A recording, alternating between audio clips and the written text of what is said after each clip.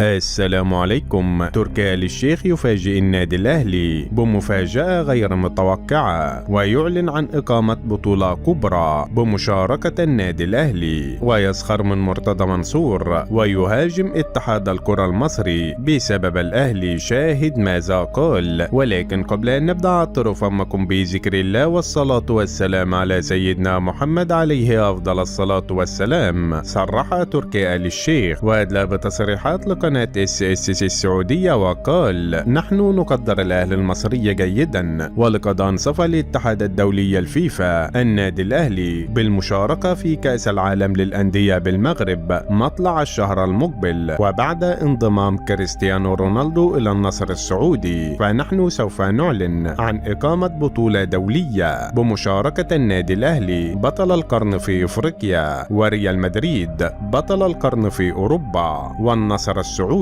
بإقامة هذه البطولة في الرياض. وسوف تكون هذه البطولة تكريما لتلك الفرق التي حققت إنجازا في كرة القدم. وسيلعب النادي الأهلي مع النصر السعودي في أولى هذه المباريات، والفائز في هذه المباراة سيواجه ريال مدريد في النهائي. ولكن أكثر ما أخشاه هو طلب مرتضى منصور والاتحاد المصري لكرة القدم رفض مشاركة النادي الأهلي في هذه البطولة ومشاركة نادي الزمالك بدلا من الأهلي. فأتمنى من الاتحاد المصري أن يوفر وقتا للنادي الأهلي للمشاركة في هذه البطولة، وعدم طلبهم انضمام الزمالك للمشاركة في هذه البطولة، لأن الزمالك لم يذهب أبدا إلى كأس العالم للأندية، فعلى أي أساس سيشارك في هذه البطولة؟ وفي النهاية لو أنت محب للنادي الأهلي اضغط لايك على هذا الفيديو، ولا تنسى الاشتراك في القناة ليصلكم جديدنا.